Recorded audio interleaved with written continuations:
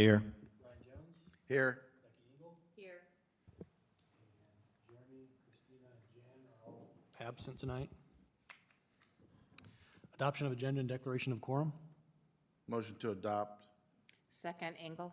I have a motion and a second. Is there any further discussion? Those in favor, raise your right hand. Motion carries. Next item, citizen speak. Is there anyone in attendance tonight that would like to address the board? If not, we will move on to the public hearing. So this is the time and the place for interested individuals to express themselves to the board over the Evans Middle School and Liberty mini pitch systems. Is there anybody here that would like to talk on those issues? If not, we will close the public hearing and move on to employee recognition. Thanks, Morgan. Tonight, we have our monthly employee recognition, and we're excited to recognize these employees that have done so much for our district. Maria's going to kick it off. All right, the first employee we'll be recognizing tonight is Jordan Buell. Thank you. Jordan was nominated by a parent, Amber Thompson. Jordan has been working in Ottumwa schools for 1 year as an associate principal, but has worked in Ottumwa schools for a total of 3 years. Mr. Buell is by far the best associate principal we have ever had the pleasure to interact with at the Ottumwa schools. He truly cares about the students and their futures. Jordan takes the time to get to know his students and understands what they need to grow and thrive. He has mastered the art of gaining the students' trust and respect while also holding them accountable. My daughter says he is very respectful, not only to her, but to everyone, and that is why she likes him so much. She values his advice and input because she knows that he truly cares. Also, his follow-up with parents is outstanding. We cannot say enough good things about him. Thank you so much, Mr. Buell.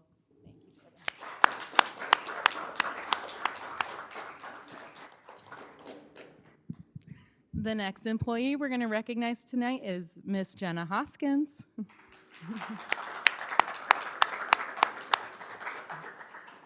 Jenna was nominated by Dalma Principal David Eaton, and Jenna has been with the Ottumwa School District for 8 years, all at Dalma.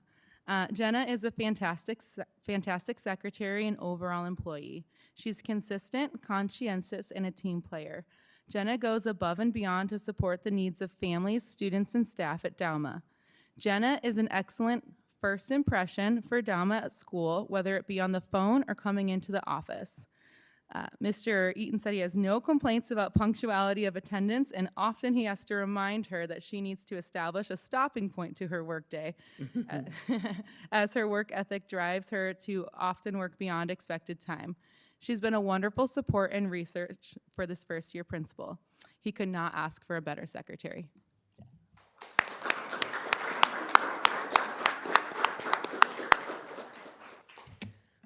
The third employee of this month is Sarah Sparks, who could not join us tonight, but she was nominated by a parent, Angela Airy.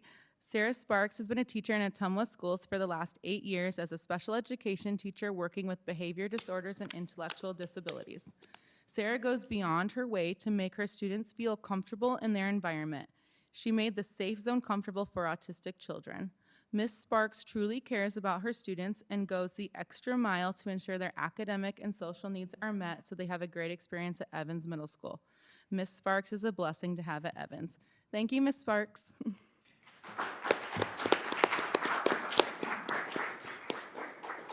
The fourth employee we're going to recognize is Ms. Kim Weston.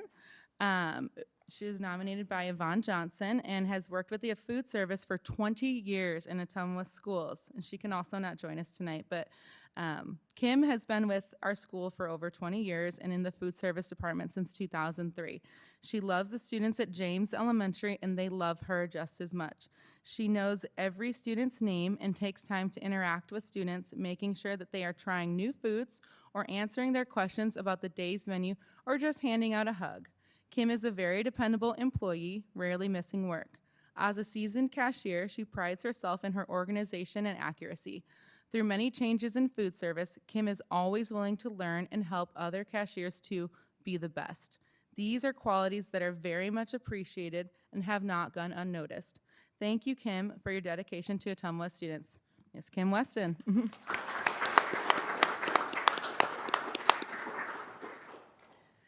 And the final employee we're going to recognize this month is Colby Strebe.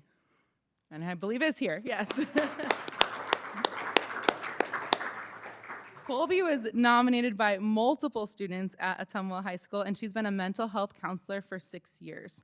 I have 5 quotes from 5 different students that submitted their nominations. First quote, "She always has my back, whether I'm crying or angry or just down. She always lifts me up when I need a hand, and I know I can count on her to always have my back. She's like a second mom to me." Next quote, "She lets students come and talk to her when she is able to and when they need. She also will talk to the administrators about any issues a student or adult has brought up to her and get it dealt with in the best manner." The third quote, "She's an amazing person who is always willing to listen to anything you have to say. She's more than willing to get you resources that you aren't able to provide or get. She has helped so many students, including myself mentally and emotionally. She's like a mother to a lot of her students that she sees." 2 more. "Colby is an amazing person who uses her abilities and strengths to help kids through their issues, much like a therapist, and she is highly involved in the LGBTQ+ community and pushes for changes to make life for people within that community much better. She deserves some kind of recognition for her hard work fighting an uphill battle." And our final quote tonight, "Colby has made a huge difference in my child, and I know in many other students. She is compassionate and empowers students to build self-esteem. Colby has created a safe space at the school where students can share their struggles." Thank you, Colby.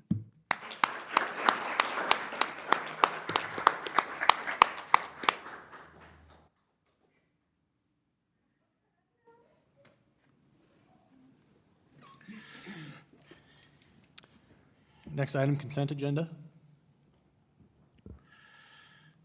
Motion to adopt. Sorry, Becky. That's all right. I'll second that. I have a motion and a second. Is there any further discussion? Those in favor, raise your right hand. Motion carries. Next item, board priority student achievement. We have an informational update on teen outreach and Stomp Out Stigma. Tonight, we have some students that are going to come up to the podium and speak about both these organizations. We're really excited to hear about all the amazing things both these groups are doing. So if you'd like to come up to the podium, you can come right up here and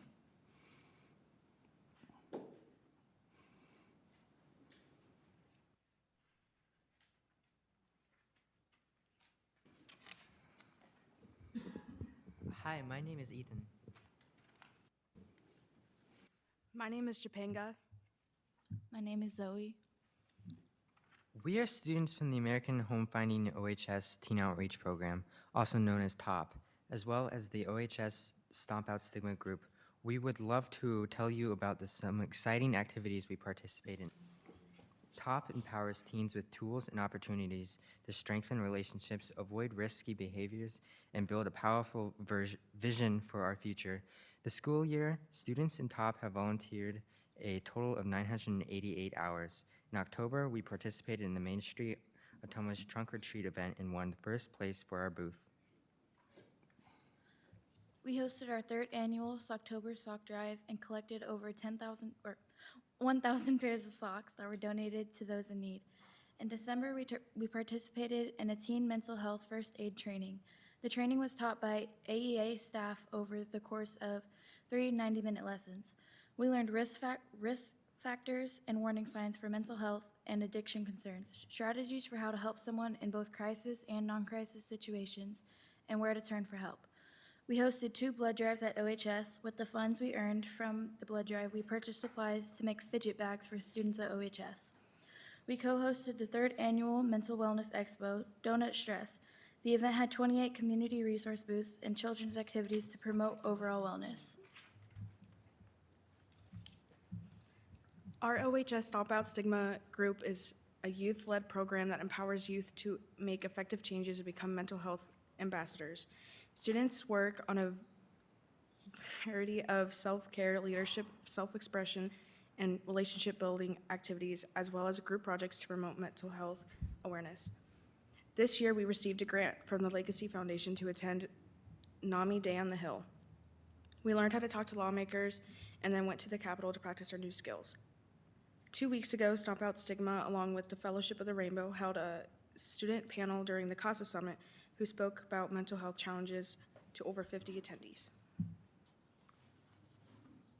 Last weekend, we co-hosted the Mental Wellness Expo.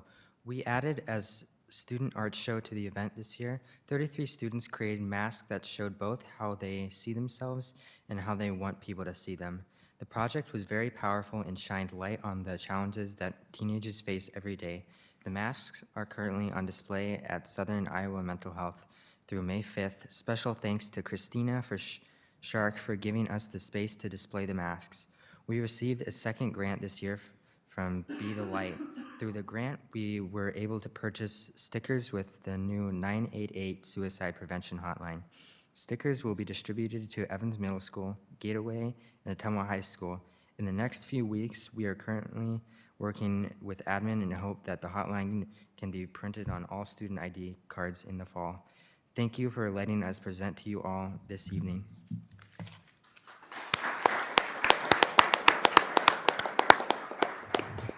I also want to thank so much students, and thanks for all the work you're doing in really important areas. And also, I want to shout out to Colby Strebe, as she was one of the individuals recognized, and you can kind of see why she does a great job leading these programs as well. So thank you, Colby.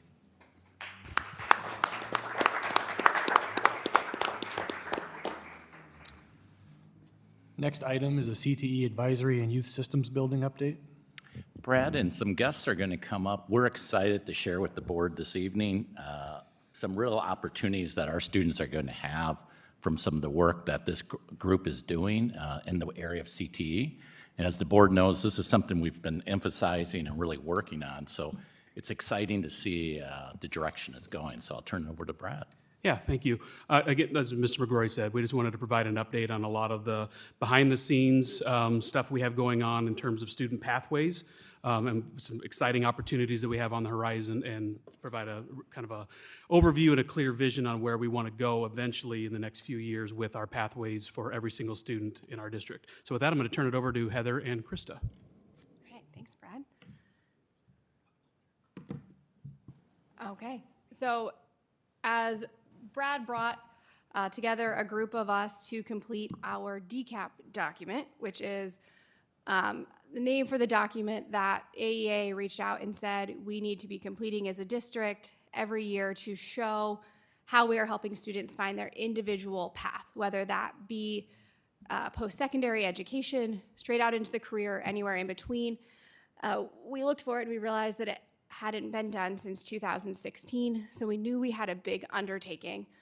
But one thing that we talked about a lot was once we get the formal report done and turned in, we want it to become more than just a report that we do every year. We worked really hard to pull together everyone that we could think of from the district and then community members to look at what are we doing to make sure that every student that walks out of OHS has an idea of the best pathway for them. That brought together administrators, counselors from both Evans and Ottumwa High School, CTE teachers, other staff, and then community members. One of those community members that it was really important for us to reach out to was Krista Tedrow, the executive director of the South Central Iowa Workforce Board. We reached out to Krista and said, we want to know that when we create pathways for students, we're creating pathways where there are jobs for them. And so I asked Krista to come tonight to show some of the data that we're looking at as we figure out what pathways, what new programs, courses, offerings do we need, where do we need to be looking so that we're ensuring we are making sure the students are on a pathway to success, whatever pathway that is. Awesome. Gotta get the button there. Okay. Oh gosh, and learn how to, am I doing this backwards? Sorry guys. Okay, so you can kind of see with local workforce development boards, there's 9 different regions in the state.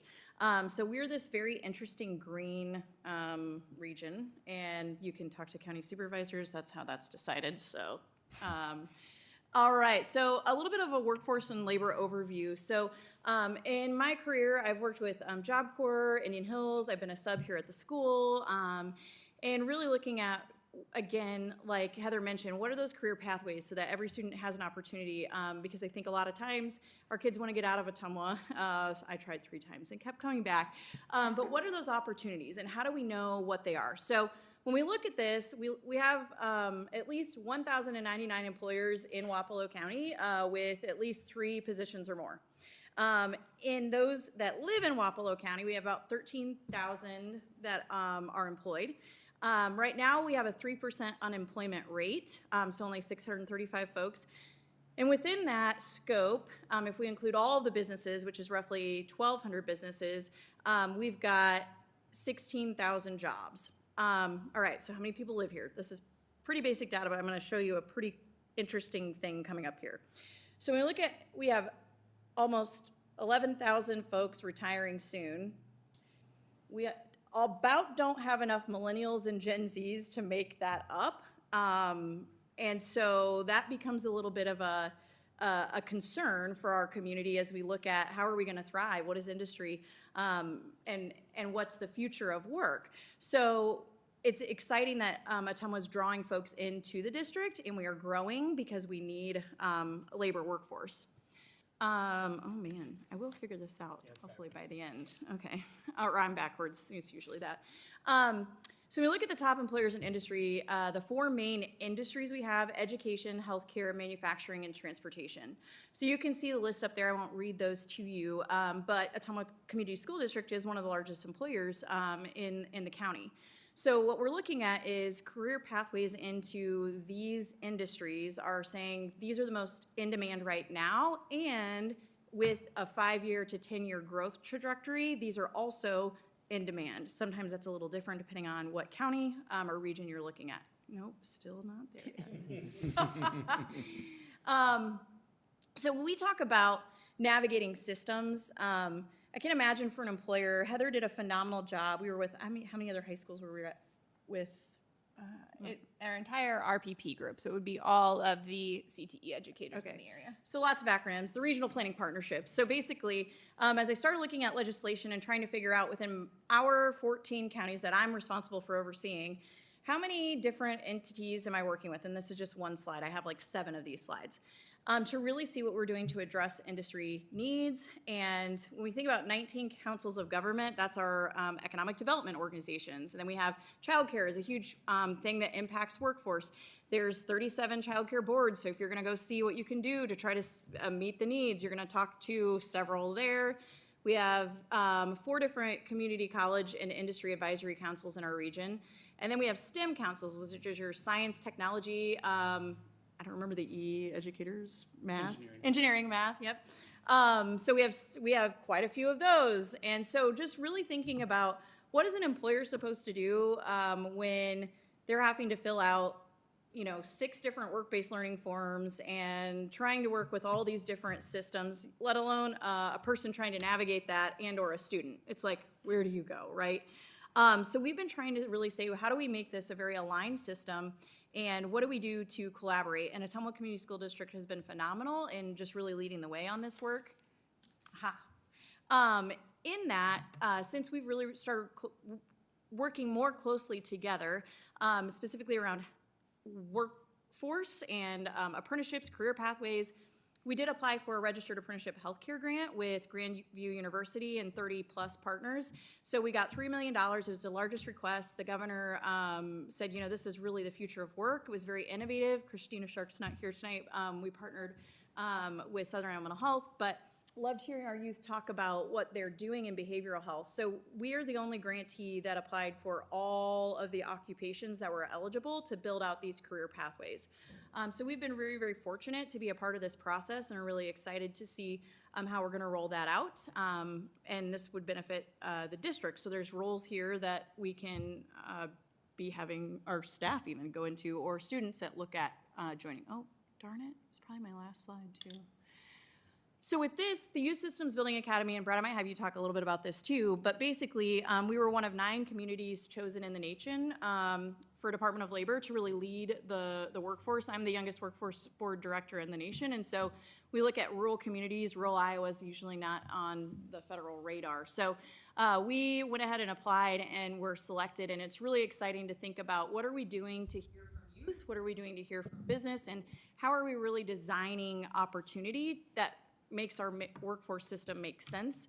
Again, when we were at the AEA meeting, I asked a few different schools if they had the same work-based learning form and if they had the same curriculum. So if you're in business and I have a student and I want to have 4 students from 4 different schools because we're rural enough that we may have that as a reality, I asked if it was the same form and if it was the same curriculum, and it's not. So how is an employer supposed to know who's coming to them and with what skill set? And it just, anyways, so this will be a part of really aligning that. And Brad, I'll have you talk a little bit about it more. I feel like we have a really awesome team, and we launched our first session. Okay, I think that's on the slide. I'm going to go back one slide just because, as Krista's pointing out, we have all of these different little pockets of resources and pockets of entities that are trying to solve the same issue, but not always communicating with each other. So we're very fortunate to be selected as one of 9 communities in the nation to really study that closely, bring us together with these 3 clear outcomes as the goal. And youth voice has to be a major part of that, which is the upcoming slides. But we want to design a system that has pathways for every single kid, and they'll provide us with the data that says, hey, if you're not looking at pathways in these areas, in the next 5 to 10 years, you really should be. We're going to build a system where our youth not only have these things, access to resources, skills, training, et cetera, but also a voice in the process. We're going to try to really form a student coalition that's going to guide us and inform adults that says, hey, yeah, but we're the kids. We really want to see jobs and things in our community in these areas if you want us to stay, right, to have a vibrant community long into the future. And then we want to make sure that kids from the age even as early as 14 have an opportunity for paid work experience so that they can try different things and get paid for it while they're youth before they get into the workforce and say, man, I really wish I would have studied that field, but now it's too late. We want them to explore those things and get paid to do it earlier and earlier. And this is a Department of Labor initiative, and again, very fortunate to be part of it. We're at the very infancy stages of this right now, but we'll reconvene in Washington, D.C. in June to really map out what do the next 3, 5, 10 years of this look like. So we're just giving you kind of the infancy stage of this right now, but this is a really exciting opportunity for our community and our youth and our workforce. Anything that summarize that part of it? Okay. See, I did it too. And then, yeah, just last week we held our first initial launch session with youth where we really started kind of getting their wheels turning with what could this look like, bringing in their voice to really see who rises through those ranks to help us lead this initiative and make sure that we don't decide things for youth without youth and their voice as part of it as well. That was kind of a non-negotiable from the Department of Labor when we're trying to bring together the Department of Labor and all their pieces with Department of Education and all of our pieces. One of the non-negotiables really is listen to the kids, listen to their needs. Yeah, you want to talk about this part, Heather?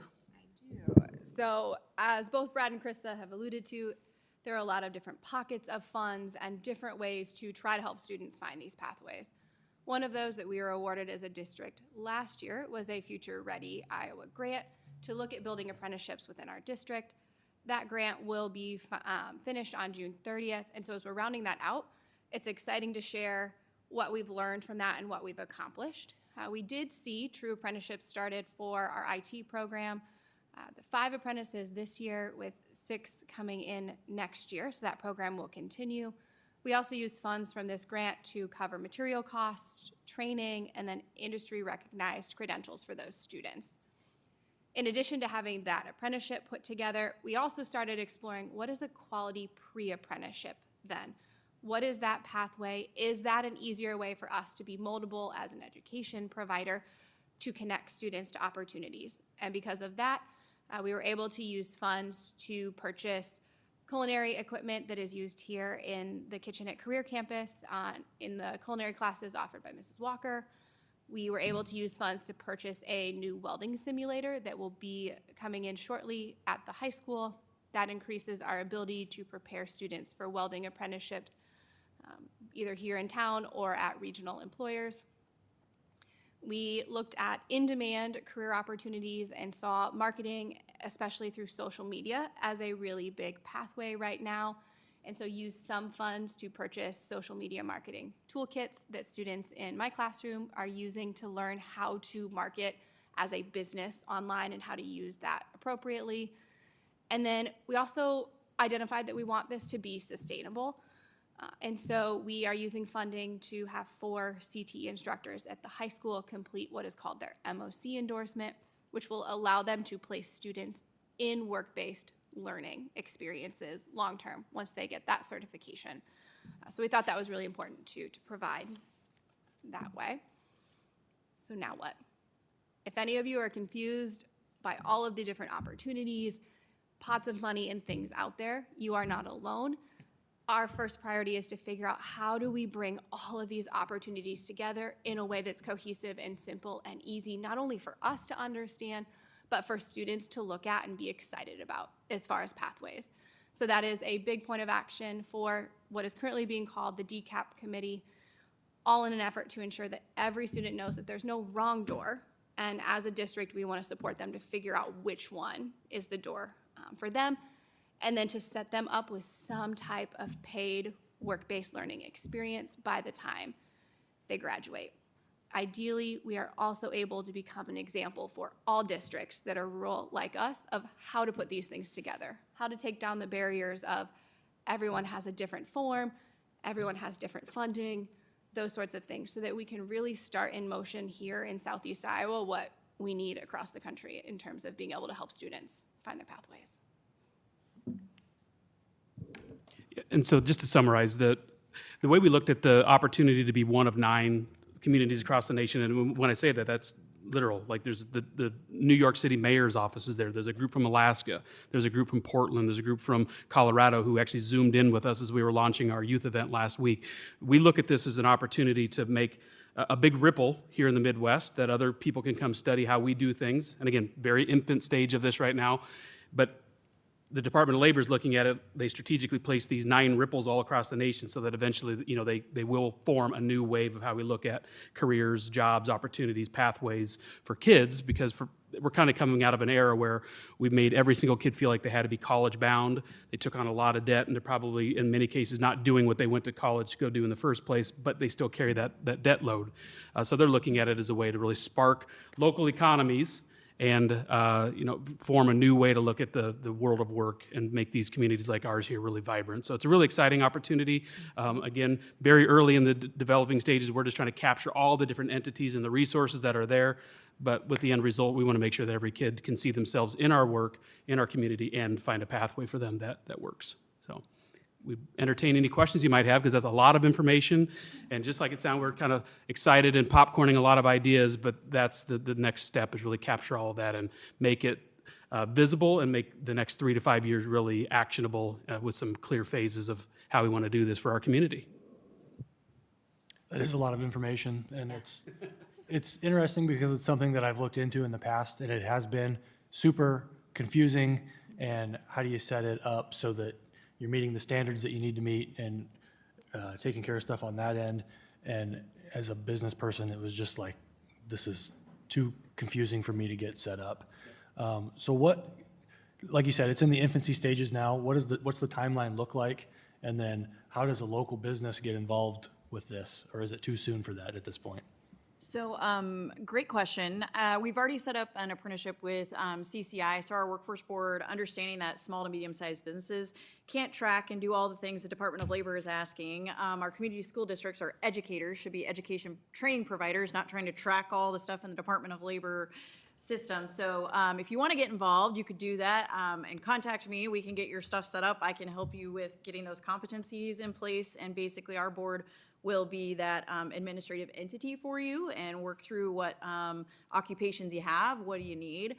We will be looking to hire a registered apprenticeship coordinator, so I can put them into a registered apprenticeship to learn how to be a registered apprenticeship coordinator. And so really it's these sustainable systems that say, hey, what is the training that's necessary and how are we going to equip folks so that it's not when we have someone leave, right? It's not just oh God, nobody's here and nobody knows what's going on. So we can start today, and the timeline for this project, I would say, I mean, we really want youth to lead, and we'll be working with youth that want to, and we'll be paying them as consultants to help us with designing this system over the summer, and assuming this will really, really start launching in the fall, but that systems work will start throughout the summer for the youth that want to get involved. Great question. Yeah, and I'd say, you know, like you just pointed out, we wanted to design the system so it's not around one person or one entity. Eventually, the idea is that it's self-sustaining, so that student leaders are always preparing the next student leaders to, you know, join and form their committee and run it. But the same thing with our adult panels. When businesses come and go and they're constantly changing and shifting, we don't want that to be the spoke that breaks the wheel. We want it to be self-sustaining over time. So it's in infancy stages, as I said, but it's never ending. Eventually, it should be never ending to be a vibrant, healthy community here. Again, that can seize this amazing opportunity to be a big ripple in the Midwest. Yeah. So how do students say they want to be involved? How do you choose them, or they choose you? Yeah, so great question. We sent out flyers in, I think, 6 different languages, basically to say, hey, would you be interested in designing your community and seeing what the future can look like? So I think we had roughly 30 students here the other night, so we sent that out as many ways as we could. Of course, I don't think you could ever send out enough information because anybody can never know all the things. But from that, kind of self-selected, and then I've already had youth reaching out to say, oh, hey, I missed that thing. So we're hoping to train a couple of facilitators that are youth to go through that process and go to classrooms, because there was youth that couldn't make it. So there's a high interest rate already, and so the youth that will be involved are those that want to be involved and are aware. And as we're selecting them, they're all in, and they'll get to choose, hey, what part of this? Maybe I don't like getting up and facilitating a session, but I don't mind taking notes. Or, you know, maybe I want to go through and help build out presentations, or whatever that might look like. So we're really leaving it up to them to drive it, because what I took away, our youth know what they need and they know what they want. And when we get out of the way, they know what to do, and we can come alongside and support. So I kind of feel like a politician. I don't know, not to be, yeah, that's kind of, but I feel like I'm not answering questions. You did. Okay. Yeah. I guess I don't have a question. I guess I just want to thank you guys for the work, because this is much needed. I mean, when you look at the job market just in our area, I mean, you look at all the way down from the Vermeers to the Deers, where you've got the jobs that are the most highly educated jobs, but clear down to the most simplest jobs that are assemblers and stuff. So this gives a pathway for these kids to figure out what they want to do and know that they don't have to be that highly educated person to walk into a place and still make good money. So thank you guys for that work.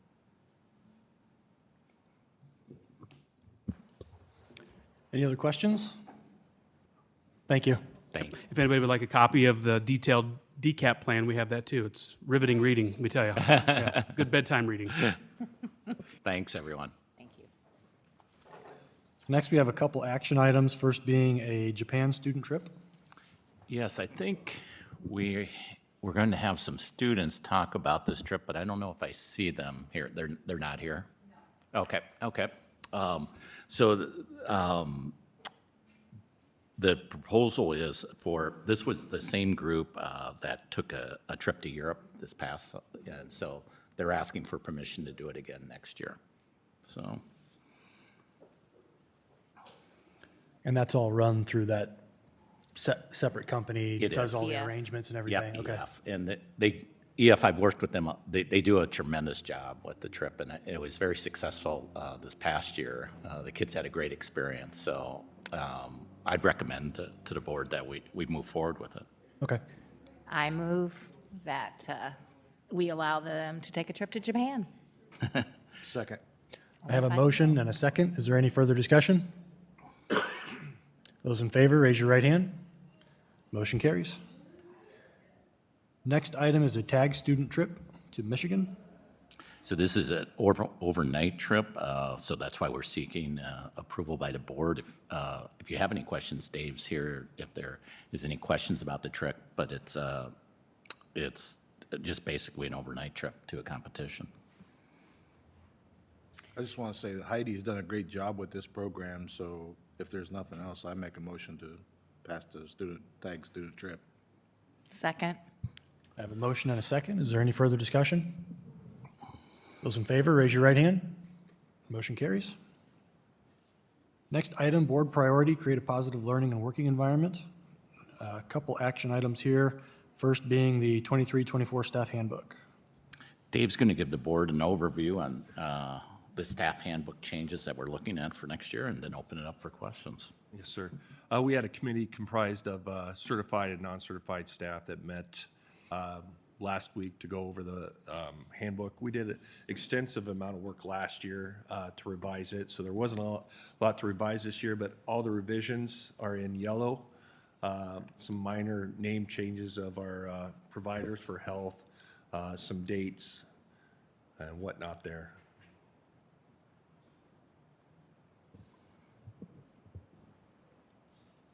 Make a motion to pass the 23-24 staff handbook.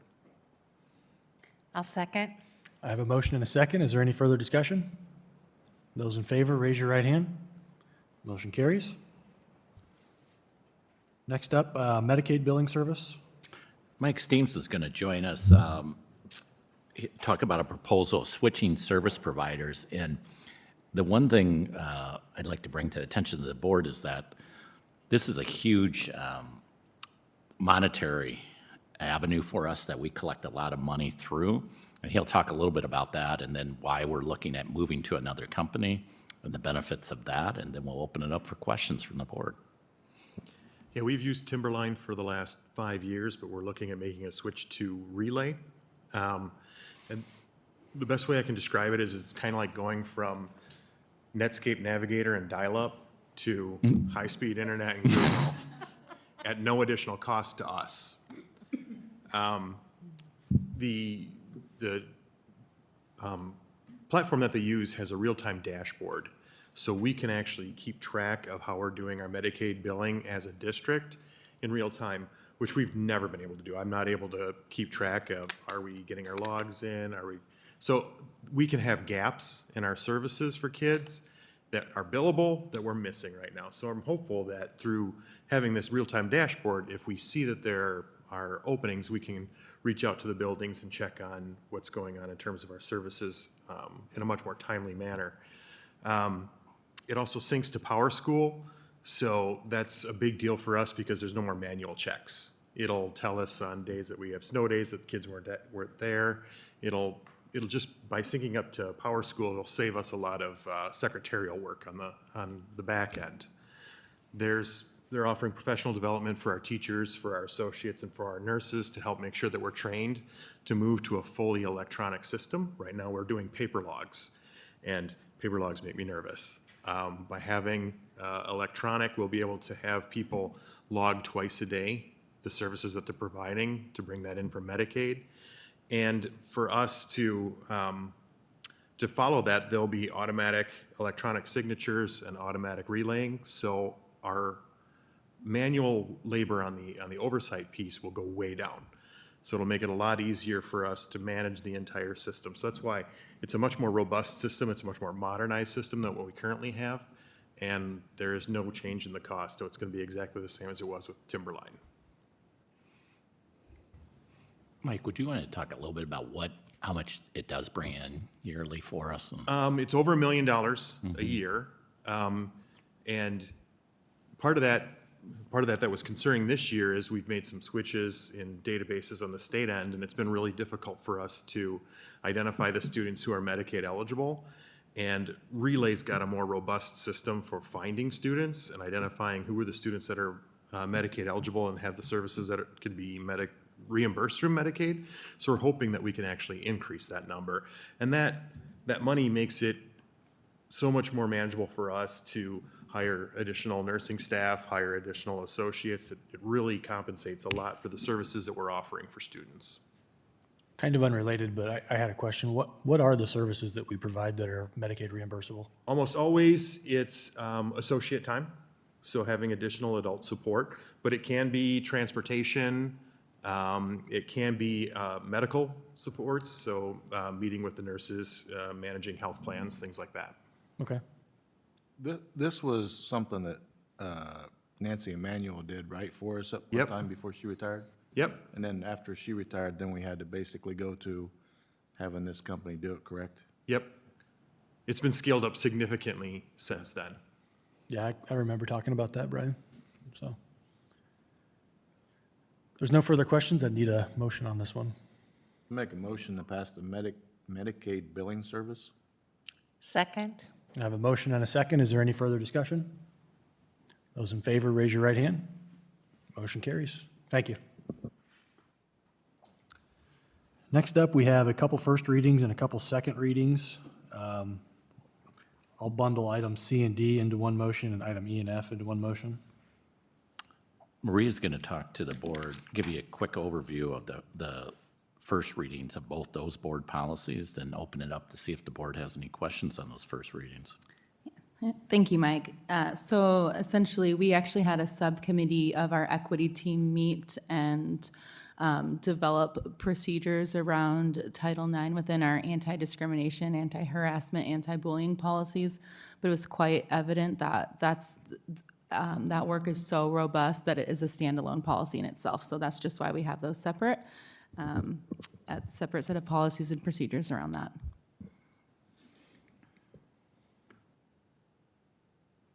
I guess I have a question. Without going through all of the policies, and this would include the E and F. So when if this stuff takes place, is it forms and stuff that people are to fill out, right? Parents that are basically saying something happened, and then it's just a process from there, is correct? Yes. Right? It's not hearsay, it's paperwork filled out, correct? Yeah, there is a lot of paperwork that goes alongside of it, but most of it is done on the part of the district personnel who are handling those investigations. Okay, so the district does the investigations, correct? Yes, but we do have forms for parents to submit complaints or things that happened and ways for students to report as well. But we, on our end, we'd have a lot of paperwork that we also complete. Okay. I think, to that also, I think one of our goals is to make sure we mainstream it at a level where it's convenient for parents to be able to know the process and also to follow the process and feel like the process has a quick turnaround time. And so that, I think these policies will help us with that as well. But the district does decide, when that paperwork's turned in, the district does decide whether it is discrimination or whether it is bullying, correct? Right? Yes. Whether it's founded or not. Okay. Yep. yeah, Okay. So Morgan, you're looking for, are we able to do this one motion for both of them? I'm looking for a motion to approve items C and D. I'll make that motion. Second. I have a motion and a second to approve items C and D. Is there any further discussion? Those in favor, raise your right hand. Motion carries. Now separately, I'd be looking for a motion to approve items E and F. Make a motion for E. E and F. E and F, yes, sorry. Second? I have a motion and a second approving items E and F. Is there any further discussion? Those in favor, raise your right hand. Motion carries. Next item, board priority financial stewardship. We've got an action item here for the new Eisenhower Elementary sign. Landon's going to join us and provide an overview of the sign and kind of some details on it, and then open it up for questions from the board. Okay, so thank you. In the last year or so, the district has, as you've probably seen, began replacing some of our signage and some of our exterior signage at the buildings. This is the current sign at Eisenhower Elementary, and it is our proposal that we upgrade this sign. And this is what we are proposing. So this is a 12-foot tall from the ground to the top of the sign. It is a digital sign. Both signs are digital. The bottom of the sign's at 6 feet. It would go in very close proximity to where the existing sign is at, probably about 2 feet closer to the sidewalk there, closer to the road.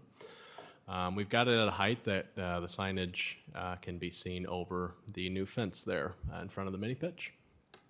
Just a couple facts about this. Again, this location's very highly visible location for some of our district branding. We're going to reuse the existing electrical that's there from the current sign. The sign has an auto dimming feature, so has a little sensor in the front that will make sure it's not blinding you as you're driving down that road at night.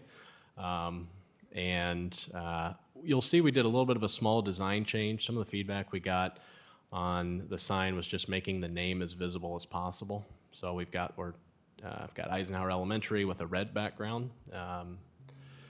And then the reason we're in front of the board now is there's about a 16-week lead time right now on the signage. So the signage meets the city permitting. And we are shooting for a completion date of August 14th if I order it tomorrow. So any questions? I think what I would add to it too, and Lan has done a lot of really good work on kind of investigating this, is that, well, the sign that we currently have is in pretty poor shape and kind of in leaning a little bit even. And so I think it's time to replace, but I think the reason we picked Eisenhower was it's just a prominent area, and it will allow us to advertise a lot of things for our district. I think one of our goals too is also becoming a community, advertising things that the community may need as well. But that's kind of why we picked Eisenhower, is because much like Evans, much like the high school, it's a very prominent area that we feel parents will really appreciate the information. I think the other thing about the sign too that Landon and I were talking about is that we have the ability to access it from the school setting, but also from the central office setting. So if there's things we want for central office, Landon can go in and put things for the whole district as well. So they both will be able. So hopefully it will get a lot of information out for our district. So any questions from the board? I think the neighbors will appreciate the auto-dimming nighttime feature. Yep. Make a motion to pass the new Eisenhower Elementary sign. I'll second. I have a motion and a second. Is there any further discussion? Those in favor, raise your right hand. Motion carries. Next item, superintendent report. Thanks, Morgan. I have several things for the board tonight. I want to remind the board, but also the community, that we are honoring one of our teachers that just recently passed away this Saturday, Nikki King. The service starts at 10 a.m. and it's at the high school. There'll also be a meal following the service as well in our cafeteria. And we were just really honored to have the opportunity to be able to celebrate what Nikki's done for our district and work with the family to make it happen. So next I want to really praise first Roderick Rath. If you had an opportunity to go to the musical this weekend, it was really special because I've never been part of where a student actually has written a musical for his school, and it was almost a 3-hour performance, and it was really well done. The kids were so impressive, and it was just a great experience to see that type of talent, and for Roderick to write this is amazing. I also want to thank Jeff Leonard, our director, really for all of his hard work, but his willingness to, work with our students and provide this opportunity for them. So wanted to mention that. Also a reminder to the board that tomorrow night we have the superintendent and school board appreciation recognition at Indian Hills. That starts at 6 o'clock tomorrow.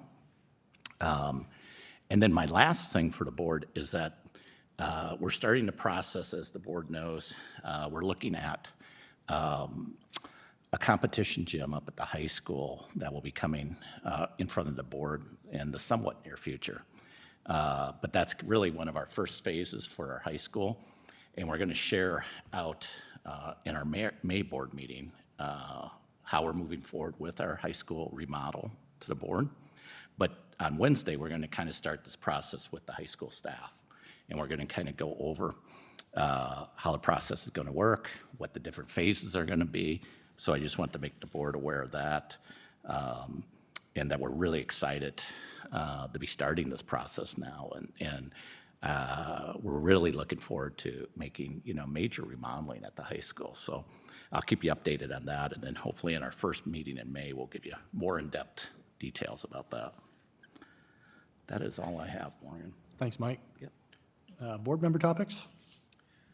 Morgan, I have just one. So Thursday, May 4th is National Prayer Day, and I have been asked to come to the Ottumwa Christian School from 11:30 to 1, and it's a day where people pray over the nations and schools and everything, so I've been asked to come there and pray over the school district, and so I just wanted to let anybody know if they're more than welcome to come that day if they would like. So thanks. Anybody else? Thanks, Brian. If there's nothing else, I'd entertain a motion for adjournment. I move to adjourn. Second. I have a motion and a second. Is there any further discussion? Those in favor, raise your right hand. Motion carries. Meeting's adjourned.